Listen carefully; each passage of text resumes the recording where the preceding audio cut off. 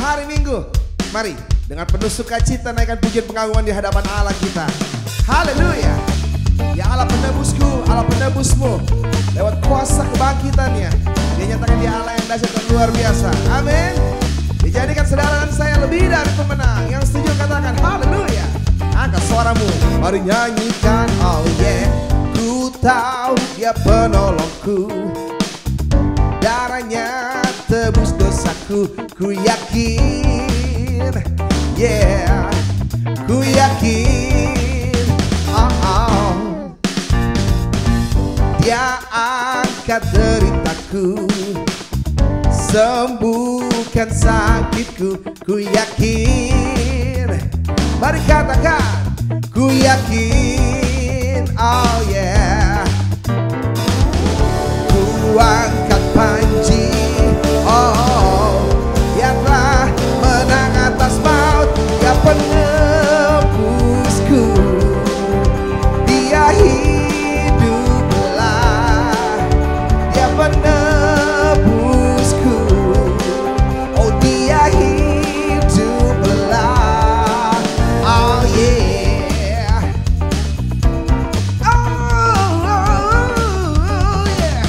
Sama-sama katakan, ku tahu Dia penolongku, darahnya tebus dosaku. Ku yakin, oh, ku yakin, oh, Dia angkat deritaku, oh, sembuhkan sakitku. Ku yakin, yeah, oh ku yakin. Mari sama-sama katakan haleluya. Ku angkat panji, oh, Dia telah menang atas maut. Dia menebusku,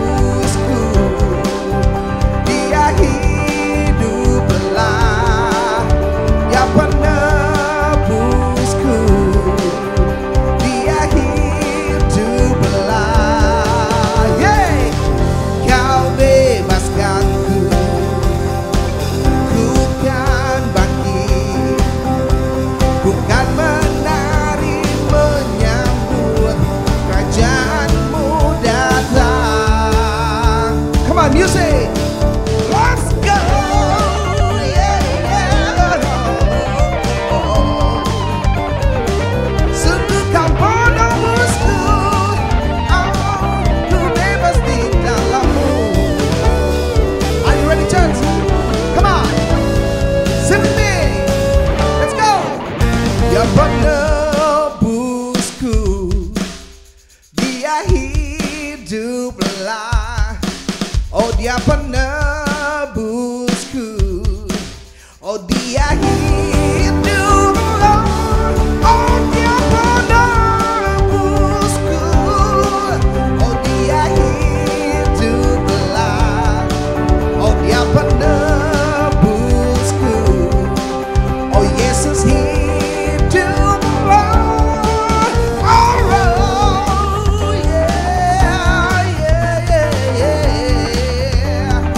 Sumber kekuatan, oh Yesus juru selamat dunia. Haleluya. Saudara-saudara kemuliaan bagi Allah kita.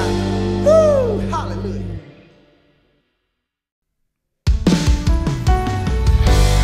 Begitu besar kebaikan-Mu terjadi dalam kehidupan kami Bapa. Begitu besar pengorbanan-Mu dalam hidup kami. Sungguh kami beruntung kami memiliki Allah seperti Engkau.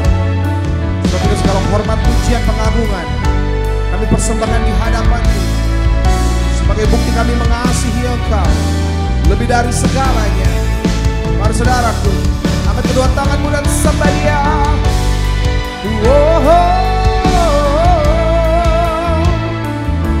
Dengan apa kan ku balas kebaikan-Mu selain puji dan sembahkan. Dengan ucapan syukur, mari sama-sama dengan pujian ini di hadapan Allah kita. Thank you Lord. Kau Allah yang setia, Bapa yang mulia, kasih-Mu besar Tuhan, Kau pulihkan hidupku.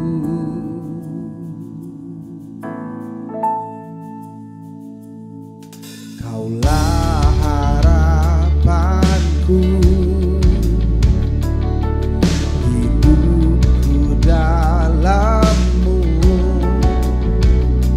Terima kasih Tuhan, Kau selamatkan hidupku. Dengan apa kan ku balas segala kebaikan-Mu? Segenap hatiku menyembah-Mu Yesus, ku bersyukur padamu selamanya.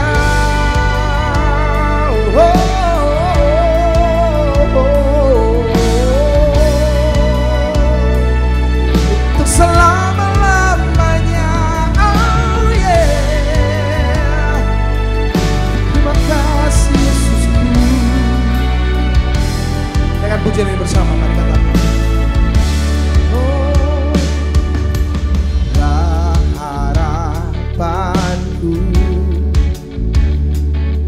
Hidupku dalam-Mu. Terima kasih Tuhan, Kau selamatkan hidupku. Dengan apa kan ku balas segala kebaikan-Mu? Segenap hatiku menyembah-Mu Yesus, ku bersyukur padamu. Dengan apa kan ku balas segala kebaikan-Mu? Segenap hatiku menyembah-Mu Yesus, ku bersyukur padamu. Oh selamanya. Oh selamanya. Oh selamanya. Oh selamanya.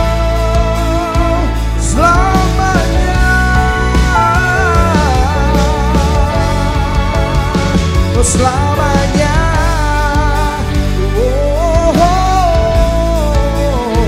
selamanya.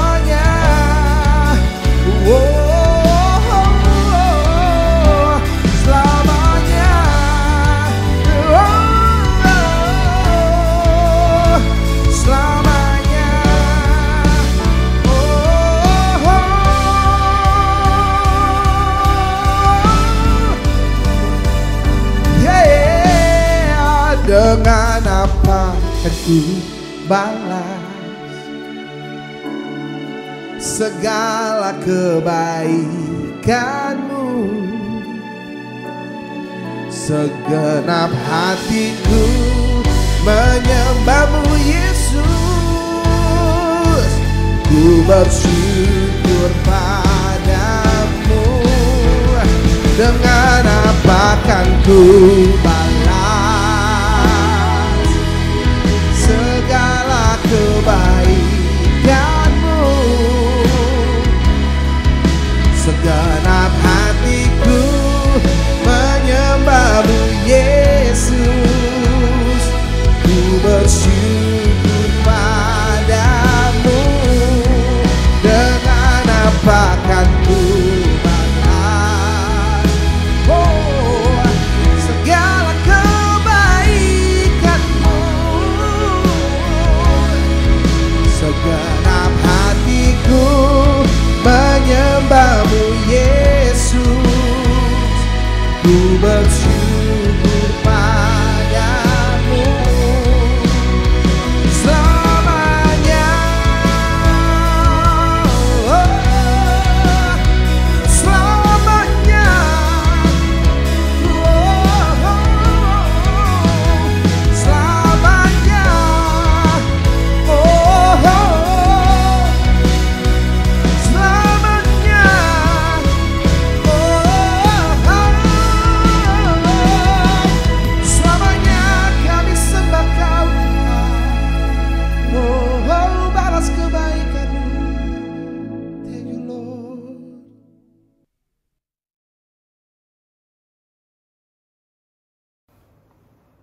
Haleluya, haleluya, haleluya. Shalom saudara, puji Tuhan. Senang sekali kita boleh beribadah pada pagi hari ini. Dan saya percaya ibadah seperti ini sungguh menyenangkan hati Tuhan. Meskipun kita beribadah secara online atau daring, di mana kita ada di rumah masing-masing, tapi itu tidak menghalangi. Karena Tuhan kita yang namanya omnipresence, maha hadir. Dan kita tahu Tuhan rindu mau memberkati kita semuanya. Amin saudara. Saudara rindu mengalami berkat Tuhan? Haleluya, puji Tuhan. Nah, sesuai dengan kondisi apa yang kita hadapi sekarang, pribadi lepas pribadi, keluarga lepas keluarga, bahkan bangsa kita, maka saya tergerak membagikan firman Tuhan dengan tema, boleh dilihat selainnya, keterpurukan menjadi sukses besar bersama Tuhan. Pembacaan firman Tuhan akan kita ambil dari Yohanes 21 ayat 1 sampai 14. Jadi bukalah Alkitab saudara, bukalah HP saudara atau gadget apa yang saya miliki untuk kita boleh baca bersama-sama. Saya akan bacakan saudaraku Yohanes 21 ayat 1 sampai 14. Demikian firman Tuhan. Yesus menampakkan diri kepada murid-muridnya di pantai Danau Tiberias. Kemudian Yesus menampakkan diri lagi kepada murid-muridnya di pantai Danau Tiberias. Dan ia menampakkan diri sebagai berikut. Di pantai itu berkumpul Simon Petrus, Thomas yang disebut Didimus, Nathanael dari Kana yang di Galilea, anak-anak Zebedeus, dan 2 orang muridnya yang lain. Kata Simon kepada mereka, "Aku pergi menangkap ikan." Kata mereka kepadanya, "Kami pergi juga dengan engkau." Mereka berangkat lalu naik ke perahu.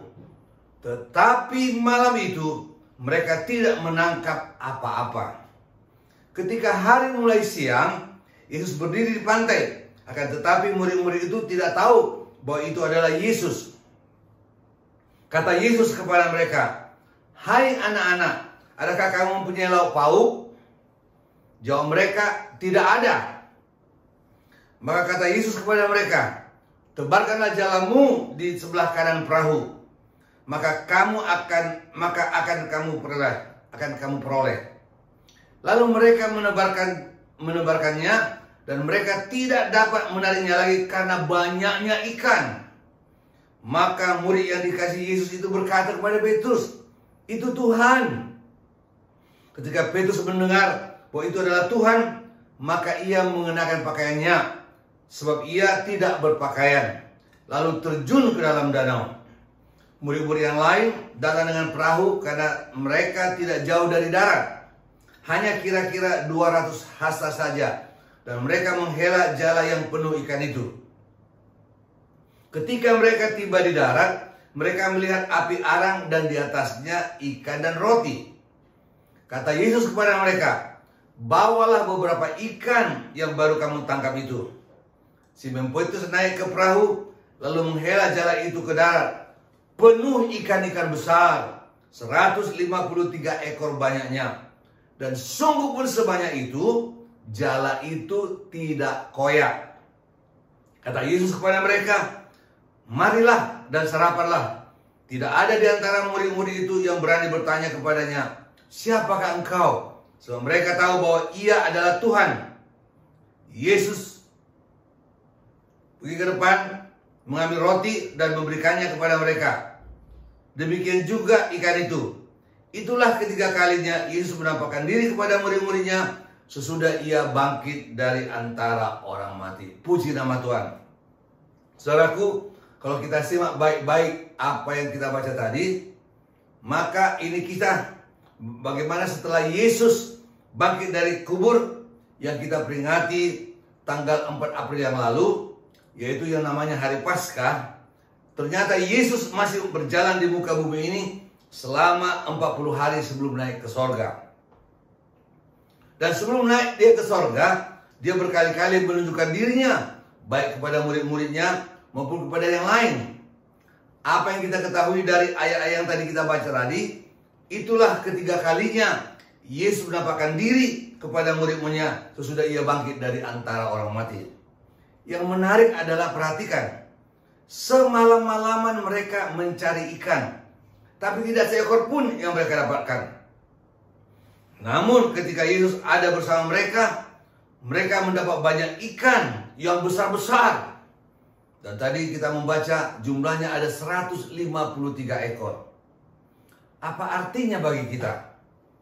Saudaraku, itulah yang akan kita bahas lewat tema kita hari ini.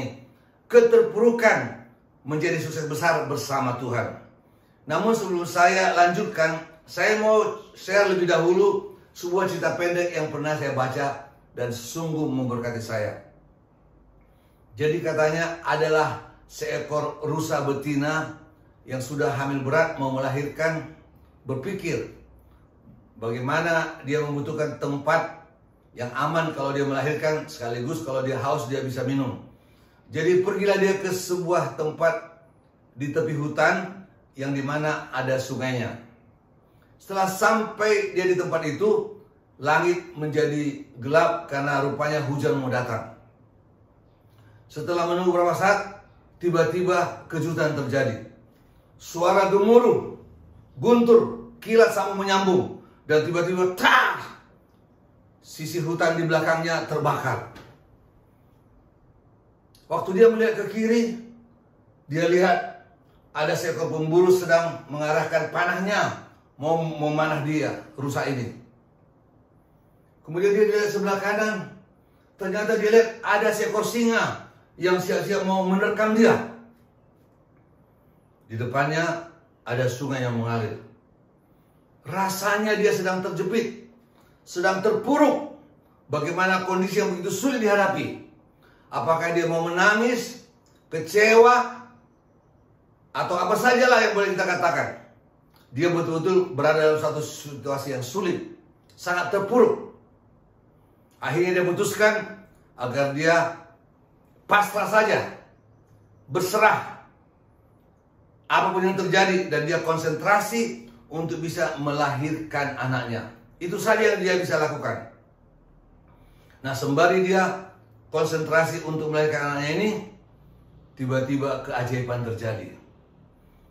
Akibat suara guntur, gemuruh, kilat sambung menyambung, maka si pemanah waktu melesakkan anaknya meleset. Bukannya rusanya yang kena, malah singanya yang kena, dan singa itu pun mati.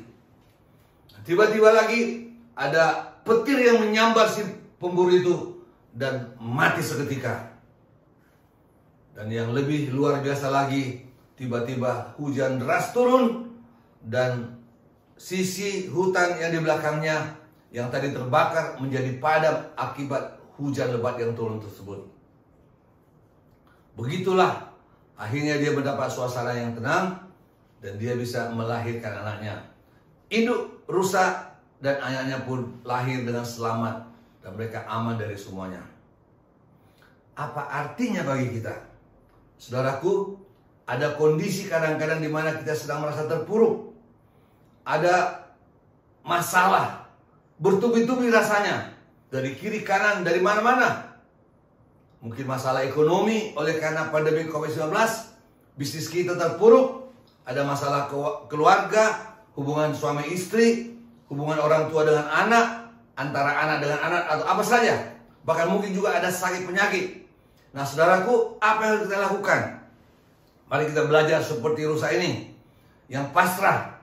Tapi beda dengan kita, karena kita punya Tuhan yang luar biasa.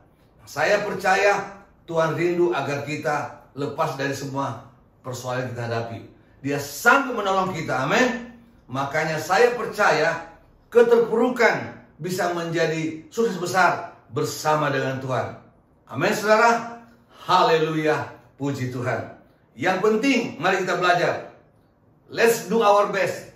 Lakukan yang terbaik. Lakukan yang terbaik, usaha sungguh-sungguh. Dan Tuhan akan mengambil alih selebihnya. Do the best, God will do the rest. Haleluya, puji Tuhan. Nah, kita kembali kepada teks pembacaan firman Tuhan.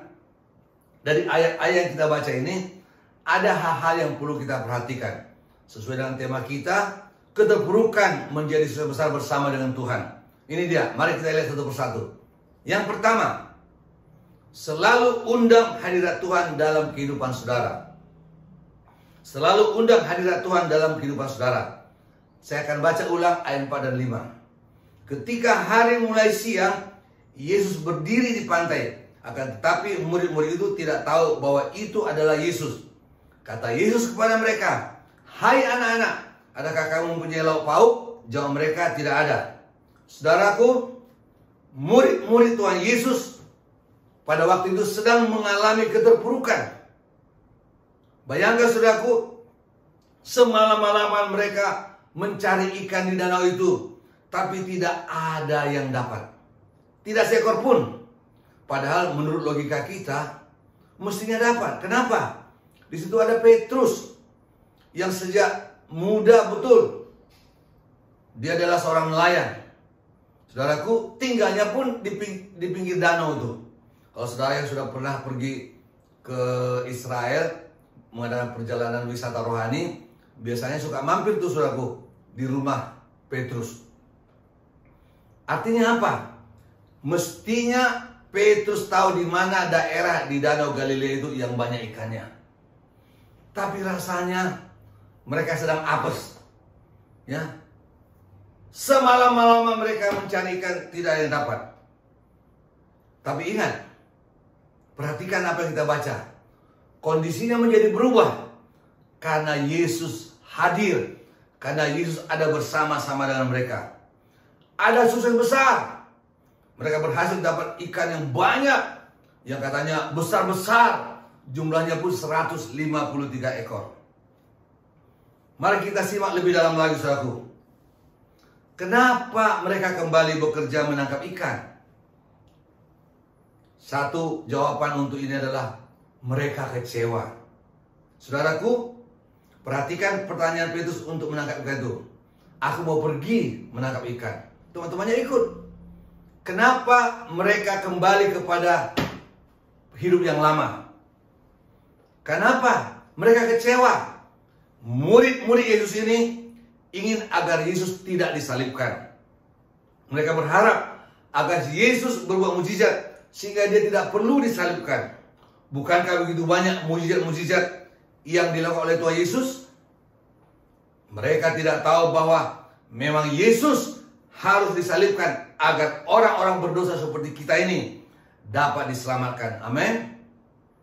Saudaraku, sebetulnya kalau Yesus mau, dia bisa saja dia disalibkan. Kenapa? Ingat pada malam sebelum Yesus ditangkap. Pada waktu itu mereka sedang ada di Taman Getsemani, Yesus dan murid-muridnya. Tiba-tiba datang tentara Romawi mau menangkap Yesus. Petrus, saudaraku, emosi dia. Dia ambil pedangnya dan dia libas, saudaraku. Dia tebas salah satu tentara Romawi itu, putus kupingnya. Yesus menegur Petrus. Petrus, sarungkan pedangmu. Apa kau pikir aku tidak bisa memanggil berlegion-legion malaikat supaya aku bisa diselamatkan? Yang luar biasa apa, saudaraku? Tiba-tiba dia ambil kembali itu daun kuping yang sudah di tanah, saudaraku, yang sudah kena tebas pedangnya Petrus. Dia taruh, sembuh seketika. Luar biasa. Mujizat di tengah-tengah penangkapannya. Ingat, dalam ilmu kedokteran sekarang pun itu gak gampang untuk menempelkan kuping yang sudah ditebas, terlepas dari kepala ini untuk bisa disambung menjadi rapi. Itu gak gampang. Tapi Yesus berbuat mujizat, saudaraku ya. Artinya apa? Mestinya bisa. Tapi itulah, Yesus harus pergi untuk disalibkan supaya kita orang berdosa ini boleh menerima keselamatan. Haleluya, puji Tuhan. Amin, saudaraku. Jadi saudaraku, jangan pernah kecewa dalam kondisi apapun yang kita hadapi. Jangan kecewa. Apalagi kalau kita lihat kondisi sekarang ini, karena pandemi COVID-19, saudaraku, banyak orang mengalami keterpurukan. Bisnisnya lah, keluarganya juga, macam-macam yang terjadi. Bahkan ada mungkin keluarga yang meninggal, sakit kena COVID, dan sebagainya, dan sebagainya. Jangan kecewa, saudaraku. Tapi mari undang hadirat Tuhan di tengah-tengah hidup saudara. Karena kita tidak tahu sampai kapan COVID ini selesai.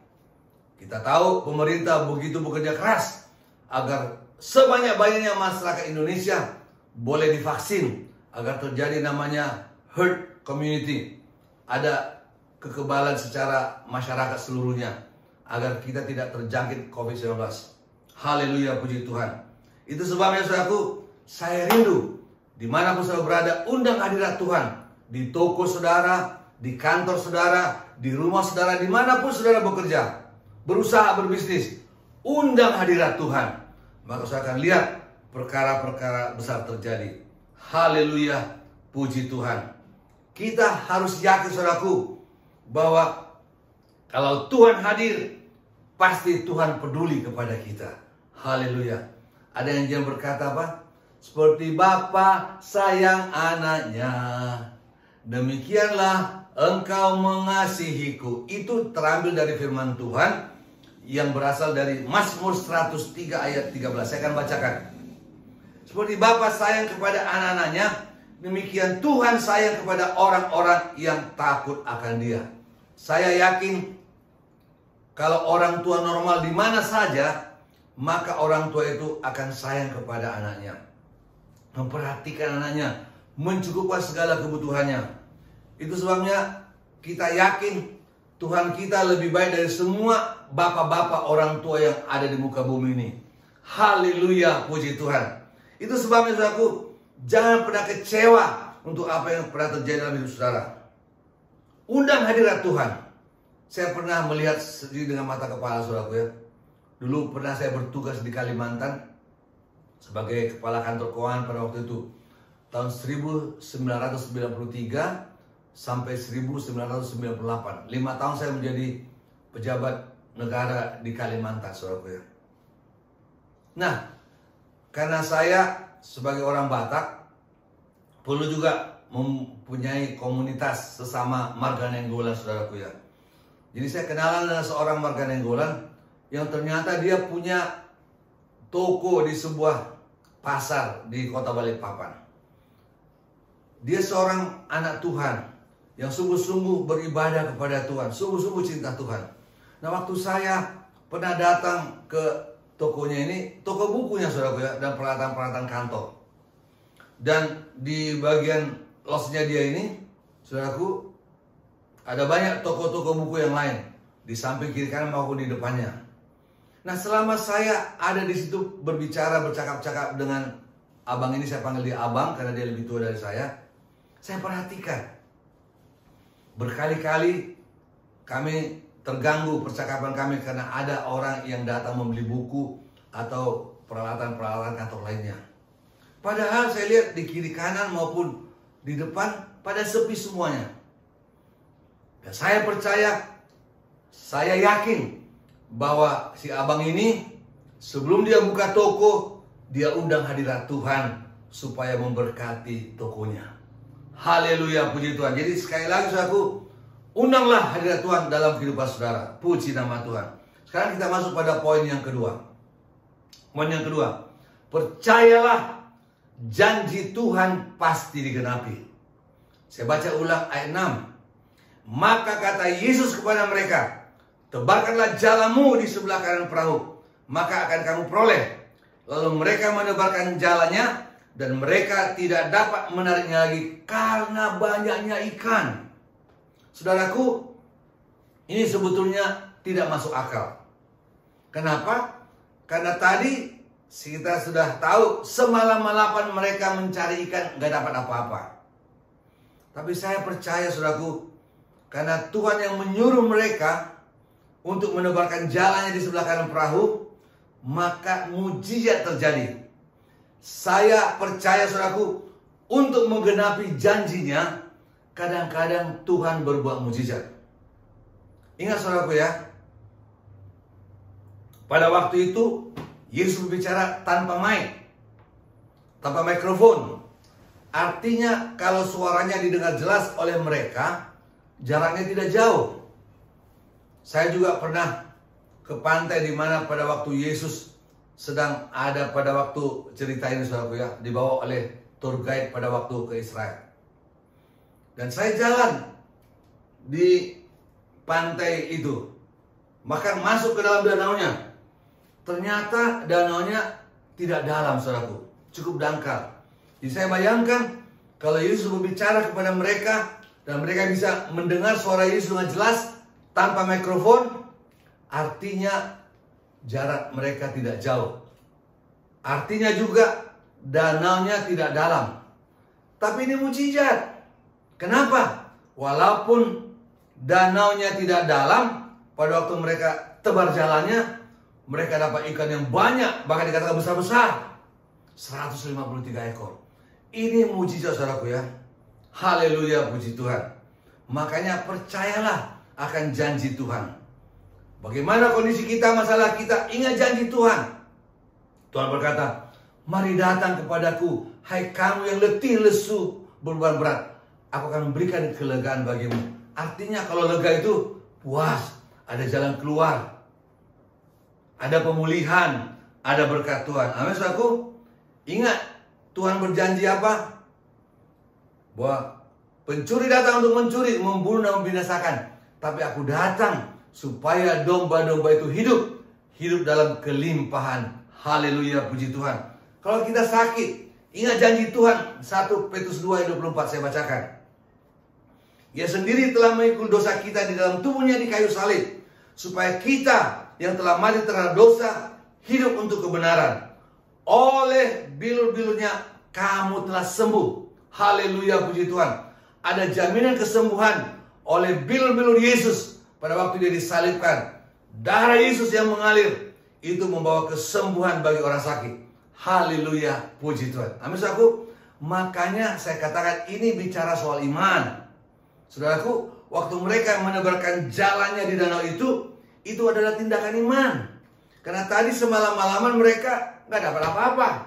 Bahkan disuruh di tempat yang dangkal. Tapi karena mereka tahu Yesus yang bicara, mereka percaya, mereka bertindak dengan iman. Saudaraku, iman adalah sesuatu yang perlu kita miliki. Tolong perhatikan, saya akan baca kepada kita Markus 11 ayat 24. Markus 11 ayat 24. Karena itu aku berkata kepadamu, apa saja yang kamu minta dan doakan, percayalah bahwa kamu telah menerimanya, padahal belum. Ya, percayalah bahwa kamu telah menerimanya, padahal belum. Saya ulangi sekali lagi. Percayalah bahwa kamu telah menerimanya, maka hal itu akan diberikan kepadamu. Itulah yang namanya ayat iman. Kita beriman kepada Tuhan, percaya bahwa Tuhan sanggup melakukan yang jauh melebihi dari apa yang kita pikirkan bahkan doakan. Saudaraku, saya mau ingatkan kita, iman tidak sama dengan keyakinan. Kenapa? Sebab iman didasari oleh firman Tuhan. Sedangkan keyakinan itu didasarkan oleh pengalaman. Sebagai contoh yang sangat sederhana. Kalau katakanlah kesebelasan Brazil bertanding melawan PSSI, kesebelasan Indonesia, saya yakin Indonesia pasti kalah. Atau juga kesebelasan Jerman lawan Indonesia, pasti Indonesia kalah. Kenapa? Berdasarkan pengalaman. Karena mutu permainan mereka jauh dibandingkan dengan pemain-pemain sepak bola kita. Itu adalah pengalaman, keyakinan yang timbul karena pengalaman. Tapi berbeda dengan iman, saudaraku ya. Bagaimana kita yakin bahwa janji-janji Tuhan pasti digenapi. Dan yakin sesuatu bisa terjadi di tengah-tengah yang tidak mungkin. Di tengah-tengah tantangan-tantangan yang kita hadapi. Ingat Efesus 3:20 berkata apa? Bagi dialah yang dapat melakukan jauh lebih banyak daripada apa yang kita pikirkan atau doakan. Seperti yang ternyata dari kuasa yang bekerja di dalam kita. Itu sebabnya saudaraku, kita harus sungguh-sungguh percaya kepada Tuhan. Amsal 3 ayat 5 berkata apa? Percayalah kepada Tuhan dengan segenap hatimu dan janganlah bersandar kepada pengertianmu sendiri. Hadapi masalah kita dengan iman. Percaya, berserah kepada Tuhan, andalkan Tuhan, maka kita akan bekerja di luar pemikiran dan doa kita. Haleluya. Saudaraku, iman kepada Tuhan itu sangat penting karena akan menimbulkan keyakinan yang 100% bahwa kita akan mampu meraih apa yang kita rindukan. Semakin kita yakin dapat meraih apa yang kita rindukan, maka otak kita ini akan bekerja lebih kreatif. Artinya ada kemampuan untuk berkreasi. Itu akan sejalan seperti itu. Itu sebabnya kita harus sungguh-sungguh percaya kepada Tuhan. Dan ingat, kalau kita tidak sungguh-sungguh percaya, kita yang rugi. Kalau ragu-ragu, kita yang rugi. Suatu kejadian pernah saya alami. Waktu itu saya diminta KKR di sebuah gereja di Bogor. Pendetanya telepon saya, Pak Nenggolan, kami mau mengadakan KKR kebangunan rohani. KKR kebaktian kebangunan rohani 2 malam. Dan saya minta Pak Robinson jadi pembicaranya. Oke, saya bilang, tapi tolong Pak Pendeta, tolong siapkan tim doa ya, untuk berdoa bagi KKR kita ini. Jadi kalian berdoa di Bogor, saya juga berdoa di Jakarta. Puji Tuhan, tibalah pada hari hanya, saudaraku, luar biasa.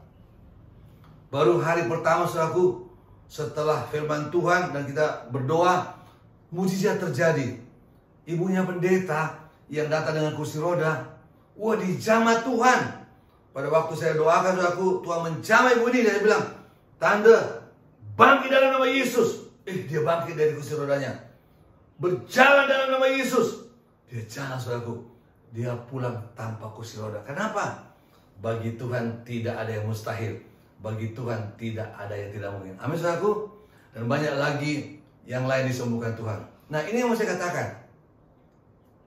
Pada waktu saya tinggal berdoa untuk 2 orang, tiba-tiba dari belakang ada 2 bapak-bapak baju ke depan. Saya pikir mau ngapain nih bapak-bapak ini? Karena saya tinggal berdoa, sisanya tinggal 2 orang lagi. Tapi karena mereka sudah maju ke depan, saya datangi. Bapak berdua mau ngapain maju ke depan? Yang satu bilang, iya Pak, saya ingin juga didoakan. Yang satu bilang, sama juga Pak, saya ingin didoakan. Jadi saya bilang, Bapak ini sakit apa? Cuma yang pertama. Oh Pak, saya sudah menderita ambeien 4 tahun, gak sembuh-sembuh. Oh begitu. Yang ini? Sama juga Pak, saya menderita sakit mah, sudah lama gak sembuh-sembuh. Terus saya bilang, loh tadi kan saya undang, mari siapa yang mau didoakan karena masalah, pergumulan, bahkan sakit penyakit, silakan maju ke depan untuk didoakan. Kenapa Bapak berdua tidak maju ke depan? Mereka diam. Bilang, ayo Pak, jawab Pak, kenapa tadi tidak maju ke depan? Diam lagi. Saya bilang, kalau Bapak berdua tidak jawab, saya tidak akan doakan. Tiba-tiba saya bilang, iya Pak, memang saya tadi tidak maju ke depan. Saya mau lihat-lihat dulu ada yang sembuh apa enggak. Satu lagi juga bilang, sama juga Pak, saya memang tidak maju ke depan. Saya mau lihat-lihat dulu apakah ada yang sembuh apa enggak. Saudaraku, ini namanya pernyataan yang ragu-ragu, mau lihat-lihat dulu.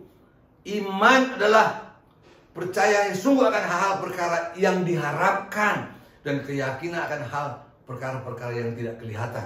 Itu firman Tuhan katakan Ibrani 11 ayat 1. Mari saudaraku, percayalah bahwa janji Tuhan pasti digenapi dalam hidup kita masing-masing. Haleluya, puji Tuhan. Kita lanjut lagi. Yang ketiga sekarang, yang ketiga. Poin yang ketiga. Yakinilah bahwa kebutuhan kita pasti Tuhan penuhi. Puji nama Tuhan. Ayat 9 berkata apa? Ketika mereka tiba di darat, mereka melihat api arang dan di atasnya ikan dan roti. Puji Tuhan.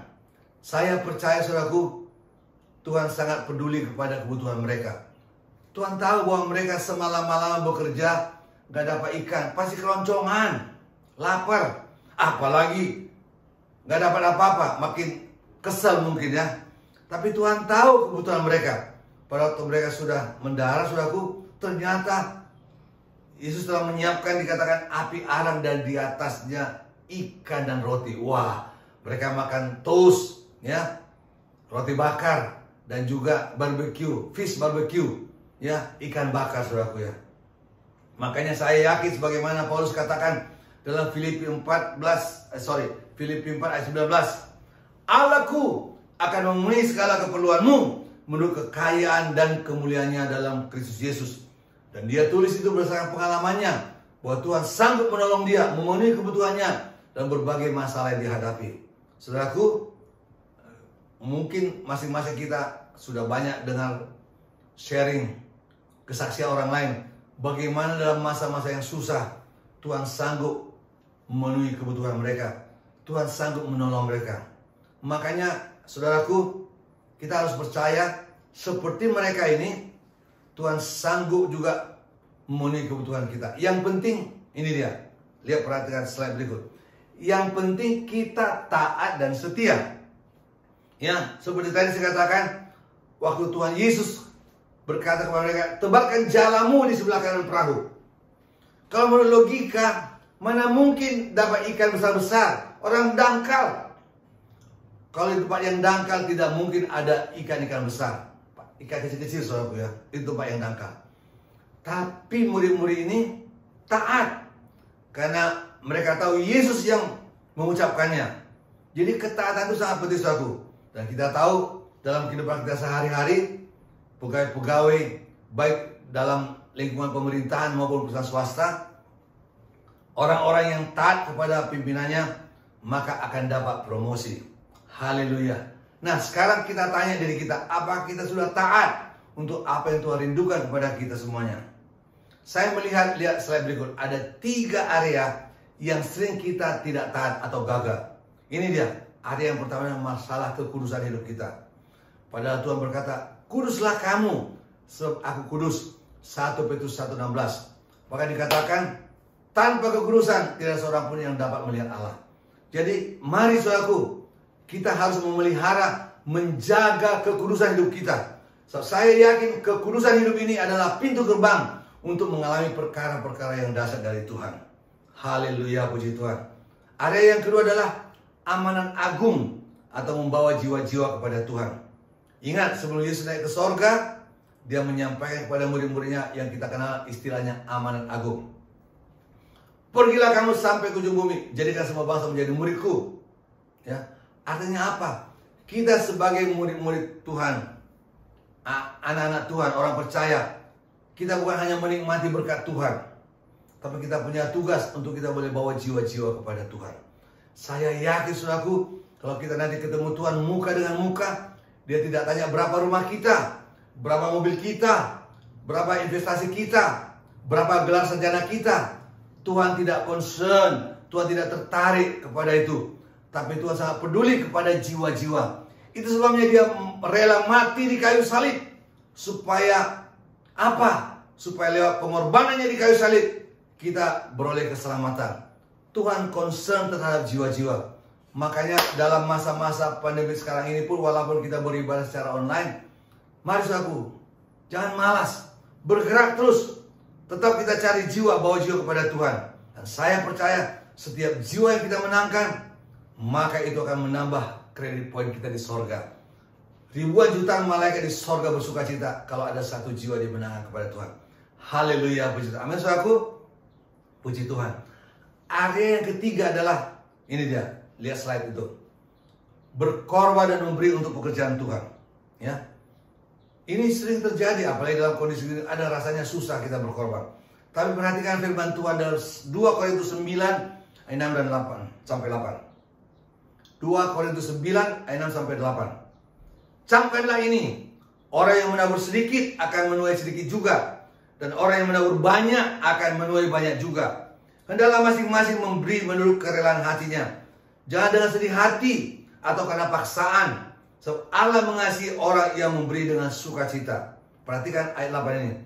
Dan Allah sanggup melimpahkan segala kasih karunia kepada kamu, supaya kamu senantiasa berkecukupan di dalam segala sesuatu, dan malah berkelebihan di dalam berbagai kebajikan. Mari saya undang kita semua, dimanapun kita berada, mari kita taat dan setia. Inilah kerinduan Tuhan. Haleluya. Puji Tuhan. Amin, saudaraku. Kok susah aminnya ya. Amin, saudaraku. Haleluya. Puji Tuhan. Poin yang keempat. Ya, tinggal 2 lagi. Hanya 5 saja. Tuhan rindu agar kita hidup berkelimpahan. Ayat 10 saya baca ulang. Kata Yesus kepada mereka, bawalah beberapa ikan yang baru kamu tangkap itu. Kenapa Yesus minta mereka membawa beberapa ikan yang baru mereka tangkap? Supaya mereka berkelimpahan. Supaya mereka makannya sangat banyak pada pagi hari itu, saudaraku ya. Saya jelaskan begini. Coba, kata beberapa bahasa Inggris artinya a view, ya. Itu menyangkut 3 atau 4 ekor, ya. Itu kalau beberapa artinya 3 atau 4 ekor.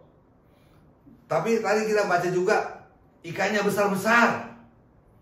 Kalau besar-besar ikannya, saudaraku, artinya 2 kilo atau 3 kilo. Itu menurut logika saya tuh. Nah, pertanyaannya sekarang, berapa banyak mereka yang akan makan pada pagi hari itu? Coba kita lihat berapa jumlah murid-muridnya yang ada pada waktu itu. Saya baca ulang ayat 2. Di pantai itu berkumpul Simon Petrus 1, Thomas yang disebut Didimus 2, Nathanael yang dari Kana negeri Galilea 3, anak-anak Zebedius itu Yohanes dan Yakobus 2 orang, ya, dan 2 muridnya yang lain. Artinya total mereka 7 orang. Coba kita hitung-hitungan sekarang, ya. 4 ikan kali 3 kilo, artinya jadi 12 kilo. Tapi yang makan 7 orang. Artinya apa? Pastilah ikan yang mereka bakar sebanyak 12 kilo itu tidak sanggup mereka makan. Mereka berkelebihan. Itu sebabnya, saudaraku, saya yakin dan percaya Tuhan rindu agar kita juga hidup dalam kelimpahan. Ingat, tadi sudah saya singgung dalam Yohanes 10:10. Pencuri datang untuk mencuri, membunuh dan membinasakan. Tapi aku datang, kata Yesus, agar domba-domba itu hidup. Dan hidup dalam apa? Kelimpahan. Abundant life. Life that's more than enough. Lebih dari cukup. Lihat slide ini. Ingat, saudaraku, Tuhan ingin agar kita sukses besar. Tuhan ingin agar kita berkelimpahan. Ya. Ingat juga ada nyanyi yang berkata, El Shaddai, El Shaddai, Allah Maha Kuasa, berkatnya melimpah. El Shaddai. Haleluya. Seperti tadi saya katakan, saudaraku, seorang ayah rindu agar anak-anaknya maju. Bila perlu, ayahnya bersusah payah agar anaknya maju, bersekolah, sampai sarjana, sampai dibuka jalan bagaimana supaya bisa bekerja, berusaha dan sebagainya. Itulah kerinduan seorang ayah. Dan saya katakan kepada saudara, Tuhan kita lebih baik dari semua ayah-ayah orang tua yang ada di muka bumi ini. Haleluya. Amin, saudaraku. Coba perhatikan slide berikut ini. Tahukah saudara, saudaraku, ingat ini. Tuhan ingin memberkati umatnya. Jadi memang Tuhan ingin memberkati umatnya. Saya akan bacakan yang pertama, Ulangan 28 ayat 11.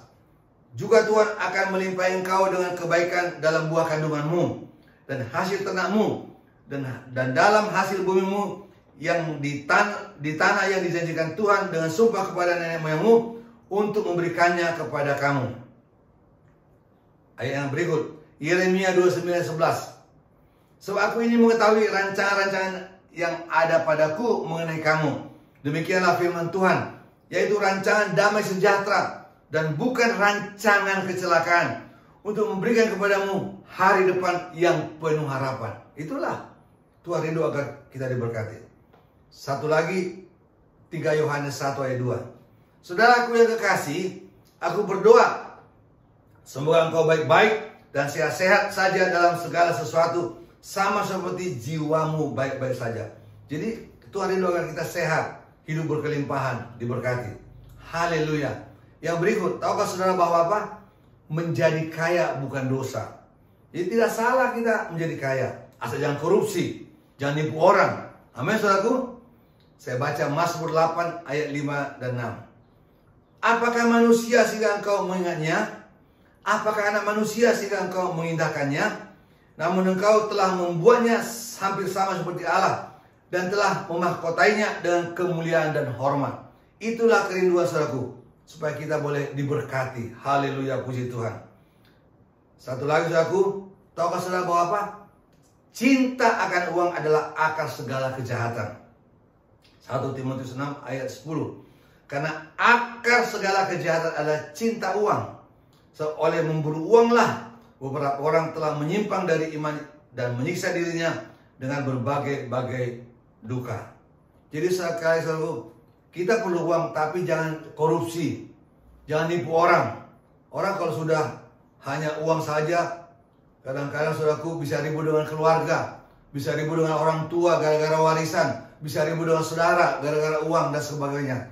Saudaraku, mari yakinilah bahwa Tuhan rindu agar kita diberkati, tapi dengan cara yang benar, ya.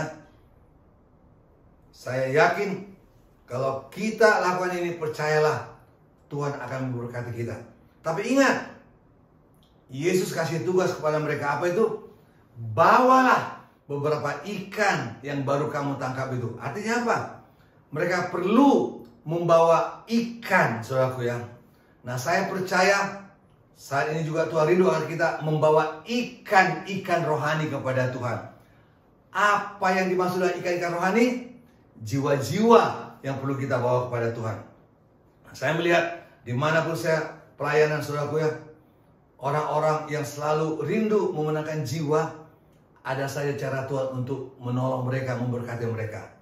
Nah, saya katakan lagi, Tuhan sangat rindu akan jiwa-jiwa yang dimenangkan.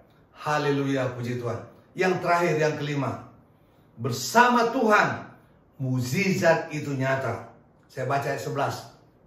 Simon Petrus naik ke perahu, lalu menghela jala itu ke darat, penuh ikan-ikan besar, 153 ekor banyaknya, dan sungguh pun semuanya itu, jala itu tidak koyak. Saya mau katakan bahwa saudara, ini mukjizat juga. Bukan hanya tadi soal menebarkan jala di tempat yang dangkal, tapi ini mukjizat. Kenapa? Begitu banyaknya ikan, besar-besar lagi, ya, 153 ekor, tapi jalannya tidak koyak. Kenapa air ini muncul? Karena mestinya jalannya koyak. Kenapa, saudara? Ingat, Petrus sudah bersama-sama Yesus, saudaraku, sebelum Yesus disalibkan itu selama 3,5 tahun. Artinya jalannya sudah ditinggalkan begitu saja di rumah. 3,5 tahun sudah nggak dipakai. Mungkin sebelumnya dia telah membeli jala itu 2 tahun kek, 3 tahun kek, atau berapa tahun sebelumnya. Artinya apa? Jala ini sudah usang, gampang robek. Tapi kalau bersama dengan Tuhan, mukjizat selalu ada. Haleluya, puji Tuhan. Itu sebabnya, saudaraku, percayalah, bersama dengan Tuhan kita bisa mengalami perkara-perkara yang besar dan perkara yang dasar. So apa? Bagi Tuhan tidak ada yang mustahil. Bagi Tuhan tidak ada yang tidak mungkin. Kita ingat lagu itu kan? Bagi Tuhan tak ada yang mustahil. Bagi Tuhan tak ada yang tak mungkin, dan seterusnya. Kita hafal lagu itu, kita sering menyanyikannya. Tapi apakah kita sungguh-sungguh percaya? Makanya mari yakin bahwa sampai hari ini mukjizat masih ada. Haleluya. Apa yang menjadi beban saudara hari-hari ini? Ya, ingat saudaraku, dialah Jehovah Jireh, Allah yang mencukupkan.